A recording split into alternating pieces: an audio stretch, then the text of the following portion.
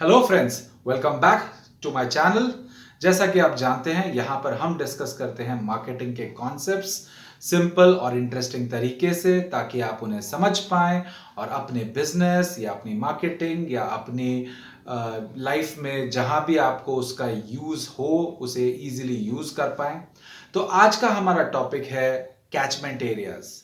Marketing में एक बहुत ही स्पेसिफिक टर्म है जो काफ़ी बार आपने लोगों को यूज़ करते हुए देखी होगी, स्पेशली जब रिटेल शॉप्स या ऐसे बिजनेसेस जिनके मल्टीपल आउटलेट्स होते हैं, फिजिकल प्रेजेंस चाहिए होती है कहीं मार्केट में, तो वहाँ कैचमेंट एरिया टर्म जो है वो हमेशा यूज़ की जाती है।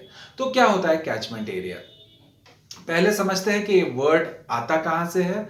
कैचमेंट एरिया इनिशियली एक ज्योग्राफिक टर्म है। जब पहाड़ों के बीच में बारिश होती थी तो एक ऐसा एरिया होता है जहां पर सारा पानी इकट्ठा हो जाता है और वहीं से फिर वाटरफॉल या वाटर बॉडीज या वाटर की सप्लाई जो है वो गवर्न होती है। और यहाँ से ये टर्म जो ओरिजिनल था कैचमेंट एरिया, यहाँ से उसकी शुरुआत हुई थी। जब हम बात करते हैं मार्केटिंग में कैचमेंट एरिया की, तो वो कैचमेंट एरिया डिफाइन करता है वो एरिया जहां से आपके कस्टमर्स आते हैं, आपके रिटेल आउटलेट पे, जहां पर आप कोई सर्विस या प्रोडक्ट सेल कर रहे हैं। तो कैचमेंट एरियाज को थोड़ा डिटेल में समझते हैं। सबसे पहले कैचमेंट एरिया को डिफाइन करने के तीन तरीके हो सकते हैं। तो जो पहला तरीका है वो कहलाता है आपका बफर कैचमेंट एरिया। दूसरा कहलाता है आपका वॉक या drive time catchment area, catchment area बोलते हैं या ट्रेड एरिया बोलते हैं उसे। और जो थर्ड होता है वो होता है आपका मोबिलिटी पैटर्न ट्रेड एरिया। तो तीन ट्रेड एरियाज में हम डिवाइड करते हैं कैचमेंट एरिया को। एक एक करके समझते हैं। सबसे पहले हम बात कर रहे हैं आपका buffer trade area. Buffer trade area आप डिफाइन करते हैं किलोमीटर डिस्टेंस से, राइट।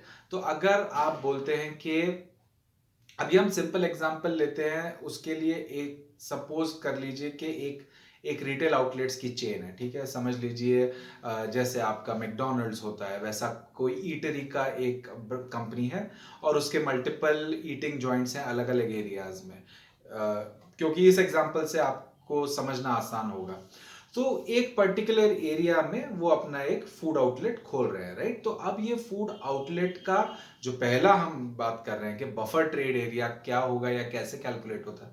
तो अगर मैंने एक डिस्टेंस ले लिया, जैसे कि मैंने बोला कि इस आउटलेट को अगर मैं एक सर्कल का सेंटर मानूं और यहां से मैं 2 किलोमीटर रेडियस ले लूं। रेडियस आप सब जानते ही होंगे, किसी भी सर्कल में उसके सेंटर पॉइंट से सरकमफ्रेंस का जो डिस्टेंस होता है, राइट। तो ये अगर आप 2 किलोमीटर का रेडियस अगर मैं सेंटर का मान रहा हूं, तो वो 2 किलोमीटर रेडियस में जितनी भी आबादी आती है, जितनी भी पॉपुलेशन आती है, वो जो है इसका कैचमेंट एरिया हुआ, राइट। ये बफर तरीका है नापने का। अब इससे क्या होता है, अब एग्जांपल लेते हैं। सेम ये जो हम ईटरी का एग्जांपल कर रहे हैं, ईटिंग जॉइंट जब आपने खोला, तो आपने ये सोचा कि 2 किलोमीटर के रेडियस से जो लोग हैं वो मेरे यहाँ आएंगे खाने के लिए, राइट। तो अगर आपने कोई ऐसा, अगर आपका सपोज जो आपके फूड आइटम्स हैं वो ऐसे हैं जो यूथ को ज़्यादा पसंद आते हैं या यंगस्टर्स को पसंद आते हैं, या जो यंग पेरेंट्स हैं वो अपने बच्चों को लेके आपके चांसेस हाई हैं, वो आपका टारगेट ऑडियंस है, वो आएंगे आपके ईटिंग जॉइंट्स पे। तो अब आपने ये सोचा कि 2 किलोमीटर के रेडियस में अगर आपका इस तरह का बिजनेस होगा तो आप क्या चाहेंगे कि वहां इस तरह के रिहायशी इलाके हों, रेजिडेंशियल एरियाज हों, जहां इस तरह के यंग पेरेंट्स रहते हों या यंग यंग जनरेशन रहती हो, जो आपके इस जॉइंट पे आने वाले हैं। और इस वजह से यू विल गेट, आपका जो एडिक्वेट फुटफॉल्स होता है, राइट, वो आपको इस एरिया से मिलेगा। तो ये था पहला अप्रोच।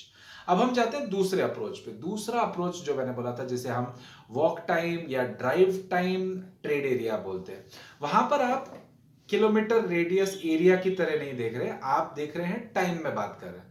तो आप बोल रहे हैं कि यहाँ पे अगेन सेम एग्जांपल, मैंने ये फूड जॉइंट खोला है, यहाँ तक आने में 10 मिनट तक का जो ड्राइव का रास्ता है, राइट, वो कहाँ कहाँ से है। तो अगेन एक तरह से आप बना तो रेडियस ही रहे हैं, लेकिन अब आप डिस्टेंस में बात नहीं कर रहे हैं, अब आप टाइम में बात कर रहे हैं। तो आप ये कैलकुलेट कर रहे हैं कि हाँ, अगर सपोज कीजिए कि वही रेजिडेंशियल एरिया इमीडिएटली नहीं है, लेकिन 10 मिनट की दूरी पे, 10 मिनट के ड्राइव पे बहुत ऐसी कॉलोनीज और रेजिडेंशियल एरियाज हैं जहां से लोगों के लिए बहुत आसान है कि वो सपोज कीजिए इवनिंग में ड्राइव करके अपने बच्चों के साथ आ जाएं और आपके यहाँ एक अच्छा एक्सपीरियंस लेके चले जाएं, राइट। तो वो आपका जो सेकंड कॉन्सेप्ट है, वॉक टाइम या ड्राइव टाइम, ये बफर ट्रेड एरिया, ये इस तरीके से आप अपने कैचमेंट को देखते हैं। अब हम जाते हैं थर्ड तरीका कैचमेंट एरिया को देखने का, और वो है मोबिलिटी पैटर्न ट्रेड एरिया। तो जब हम मोबिलिटी पैटर्न ट्रेड एरिया की बात करते हैं, तब हम देखते हैं कि जो हमारा एंड कस्टमर है या जिसे हम टारगेट करना चाहते हैं, हम चाहते हैं कि वो हमारे रिटेल आउटलेट पे आए, उसका मोबिलिटी पैटर्न क्या है, यानी कि वो कहाँ से कहाँ जा रहा है, उसका क्या रास्ता है, उसका क्या ऑब्जेक्टिव है, और उसका एक लाइफस्टाइल क्या है, या उसकी जो दिनचर्या है वो क्या है, और उसमें उसकी मोबिलिटी कैसी रहती है। इसी को सिंपल एग्जांपल से समझाने के लिए अगर हम देखें, अगेन सेम एग्जांपल, आपका एक ईटिंग जॉइंट है और आपने आइडेंटिफाई किया कि यंगस्टर्स वहां पर ना तो इमीडिएट एरिया में रहते नहीं है शायद, राइट, क्योंकि वो एक ऑफिस एरिया है, कॉर्पोरेट एरिया है, पर आपने मोबिलिटी पैटर्न मार्क कर रखा है। आपने बोला यहाँ पे एक कॉर्पोरेट एरिया है जहां बहुत सारे ऑफिसेज हैं, और यहाँ पर जो यंगस्टर्स हैं वो शाम को जब अपने घर जा रहे होते हैं, तब यहाँ रास्ते में हमारा जॉइंट आता है, और बहुत हाई चांसेस हैं कि इवनिंग टाइम्स में उनको स्नैक्स की जो इच्छा होती है, वो अपने घर पहुंचने में उन्हें टाइम लगता है और इस रास्ते से वो जाते हैं, तो चांसेस हाई हैं कि वो यहाँ रुक के स्नैकिंग करके थोड़ा आगे फिर अपने घर की तरफ जाएंगे। तो ये एक एग्जांपल हो गया, यहाँ पर आपने पकड़ा मोबिलिटी पैटर्न। तो ये जो थर्ड है, ये मोबिलिटी पैटर्न ट्रेड एरिया है। सो फ्रेंड्स, आई होप आपको ये कॉन्सेप्ट एक आसान तरीके से समझ में आया। कैचमेंट एरिया किसी भी बिजनेस को बढ़ाने के लिए बहुत ही इंपॉर्टेंट एक कॉन्सेप्ट है, क्योंकि वो डिसाइड करता है कि आप अपनी शॉप पे या अपने रिटेल आउटलेट पे कितने फुटफॉल्स कितनी जल्दी ड्राइव कर पाएंगे। और सिर्फ बिजनेस को ग्रो करने के लिए नहीं, कई बार जब हम, स्पेशली जब मैं यंग एंटरप्रेन्योर्स की बात करता हूँ, और इस चैनल का एक ऑब्जेक्टिव ये भी है कि जो लोग अपना बिजनेस स्टार्ट करना चाह रहे हैं, तो जब आप अपना पहला रिटेल आउटलेट डालते हैं, तो ये कैलकुलेशन बहुत इंपॉर्टेंट है, क्योंकि आपने एक प्रोडक्ट का नीड गैप समझा है, लेकिन अगर आपने जहां अपना रिटेल आउटलेट डाला है, अगर आप रिटेल बिजनेस में या ऐसे बिजनेस में जा रहे हैं जहां आपका एक फिजिकल स्टोर होने वाला है, तो बहुत इंपॉर्टेंट है कि आप इस कैचमेंट एरिया को समझें, वरना एक बहुत अच्छा प्रोडक्ट या सर्विस भी आपको बिजनेस में सक्सेस नहीं दिला पाएगी अगर आपके आउटलेट पे फुटफॉल्स नहीं है। इसमें बहुत सारे फैक्टर्स दूसरे भी आते हैं, जैसे कि अभी हमने बहुत कंसेप्चुअली ये चीजें समझी, लेकिन आपको एक बिहेवियरल अंडरस्टैंडिंग भी कस्टमर की होनी पड़ेगी।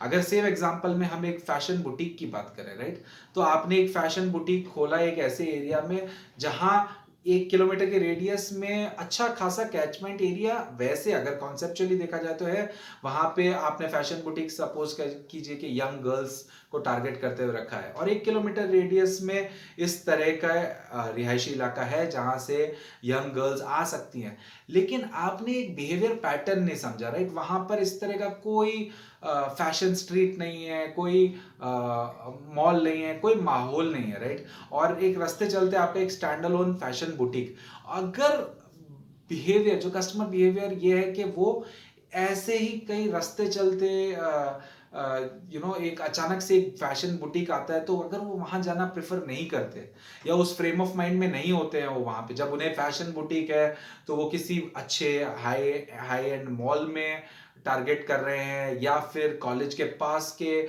जो ऐसे एरियाज हैं जहां काफी सारे कपड़ों के रिटेल आउटलेट्स हैं वहां पे टारगेट कर रहे हैं। तो कैचमेंट एरिया की डेफिनेशन तो आप मीट कर गए, लेकिन क्योंकि कंज्यूमर बिहेवियर को आपने नोटिस नहीं किया तो वो स्टैंड अलोन, एंड अगेन मैं ये नहीं बोल रहा, I am just taking it as an example, तो वो कैचमेंट एरिया सही डिफाइन करने के बावजूद भी आपको सक्सेस मिलने में मुश्किल हो सकती है।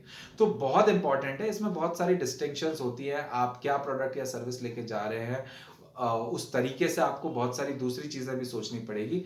बट आई होप कि आपको कैचमेंट एरिया डिफाइन करने के बेसिक जो तरीके हैं वो समझ में आ गए, और इसको यूज करके आप अपने बिजनेस पे इस कॉन्सेप्ट को अप्लाई करके अपने रिटेल आउटलेट के कैचमेंट एरिया अच्छे से डिफाइन कर पाएंगे और अकॉर्डिंगली अपना बिजनेस आगे ले जाएंगे। So thanks a lot friends for watching this video, और जैसा कि मैं कहता हूं, आपके सजेशंस और कमेंट्स वेलकम हैं। तो अगर आप चाहते हैं कि मैं किसी पर्टिकुलर मार्केटिंग कॉन्सेप्ट पे अगली बार बात करूं तो please put down your comments, and until we meet again, take care and have a great life.